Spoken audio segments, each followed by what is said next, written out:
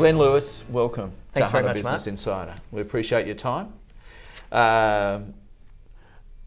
New coal, your CV reads like an incredibly heavy coverage of mining and you spent time underground.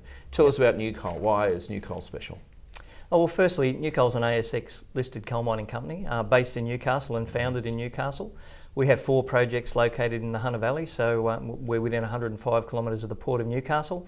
One major underground project that is fairly well advanced. It's currently in bankable feasibility study status, and 3 potential open cuts sit behind that.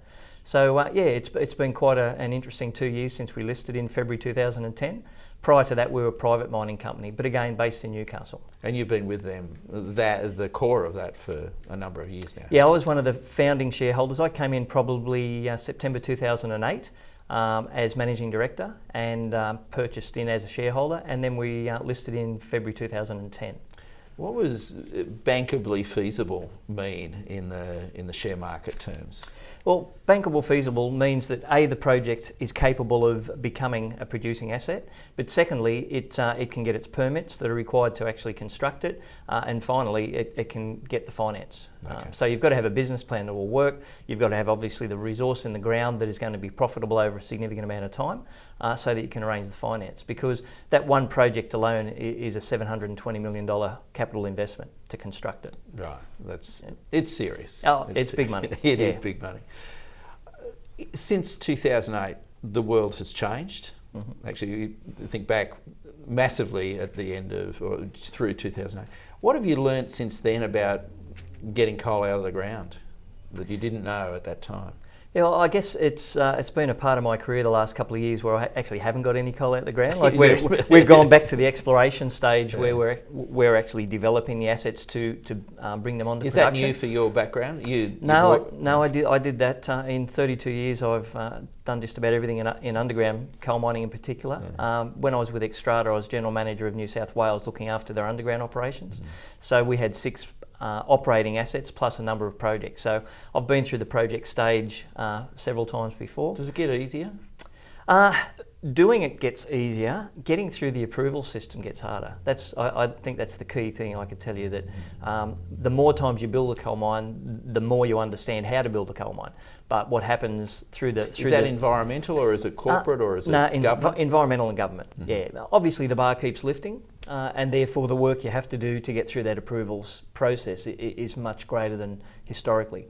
And now that's not necessarily a bad thing, as long as you account for it both in timeline for your project milestones, but financial, because it comes at a significant cost. And you do have to sink a lot of cash up front before you even know if you've got a hope of going through the stages. So yeah, coal mining, like many projects, is risky right from the start. Absolutely, absolutely. Yeah. You're focusing on New South Wales right now, obviously. Would it be easier to get mines up in other parts of Australia? Well, the approval system's slightly different in Queensland. I wouldn't say it's easy, but it's different. But the reality is Newcastle is a great hub to build a coal industry. It's been here for a long time. The infrastructure's in place. There's capital being invested to expand it to meet the growing coal industry profile. So yeah, I think Newcastle and the Hunter in general are definitely the best place, and that's why New Coal focused our resources in this area. There's not too many ASX listed coal companies in Australia that are based in Honeysuckle Drive in Newcastle, and the real reason is because I think it's the place to be. So where do you look forward? Where are the biggest opportunities right now in progressing quickly to your goal of digging some coal out of the ground? Well, really, I guess the unfortunate thing with any project of this size is there's no quick way. Really, you've got to do all the work step by step. Particularly with coal mining nowadays, it's something that many people frown on. So we need to make sure all the studies we do are bulletproof. That we've got to be confident we're not going to have any interference with aquifers. To make sure that when we put the project forward, there will be people that say it shouldn't go ahead. That's just a necessary evil nowadays. But we have to have done the science with the right people so that we can convince the authorities that we can do it responsibly. Gotcha. So there's no quick way. We're looking at 2014 before construction, so there's still a fair bit of work to do. But in the meantime, we are doing some work on that site. We've got a DA through Singleton Council now to build a training facility, which, although it won't have the underground component, it gets us people into a classroom and start doing some of that mentoring at this stage. Real footprint. Exactly. I think until it actually starts, people won't take it seriously.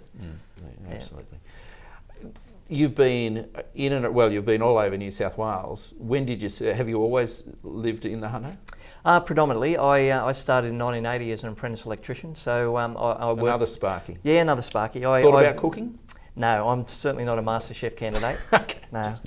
But I've worked all around at those times the state-owned mines, which was Elcom Collieries. Got into supervision, so mine deputy, mine under manager in charge, and then became a mine manager in 1997, and started with Xstrata when they first came to Australia, and stayed with them from 97 through till 2008, and then decided I had 12 months off. And then I went and did this all again. Decided to do it for myself. Building a team is critical. Have you got any tips for how you build strong teams? I think the key thing, wherever possible, obviously advertise widely, but you can't beat shoulder tapping. If you know people that you trust, you've worked with before, that are looking for a change, obviously that simplifies the process. I'm extremely lucky that half of my team used to work with me at Xstrata. I suspect you're a mentor of some repute as well. Is there enough mentoring in the coal business, do you think? Oh, definitely not. It's one of the strengths I think I do have. I have a great deal of time for the younger generation, particularly because I started as an apprentice, and at 16 years old in 1980, I didn't really have a clue what a mine manager did, but I knew that's what I wanted to do long term. But I had to go and find out how to achieve that really by myself. Whereas I think there should be a process where if someone's interested in a long-term career in any industry, that there's a document you can go through and say, well, this is all the steps. And that's one of the strengths of the underground mine that we're proposing up at Doyle's Creek in the Hunter Valley, is part of that project is a training mine. It's going to have a specific area set aside completely for training new entrants in the mining industry to give them the basic skills in mining. And the main reason for that is my generation are going to retire over the next 10 years, and we're 60% of the underground coal industry. So unless we have an efficient process to bring new people in, it's not going to happen. But even further than that, the key thing I want to try and get through is the fact that we've made a number of mistakes as a generation in my industry.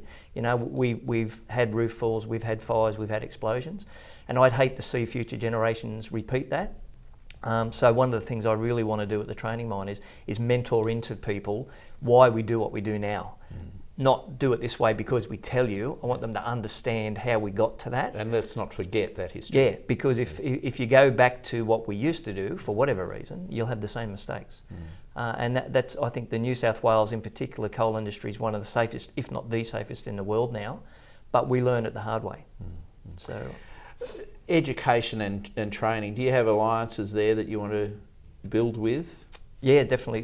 The training mine is a partnership between ourselves, University of Newcastle, Hunter Valley Training Company based up in Maitland. They do about 1,200 apprentices a year, and the Westpac Rescue Helicopter. They're more from the community point of view, but also that rescue focus.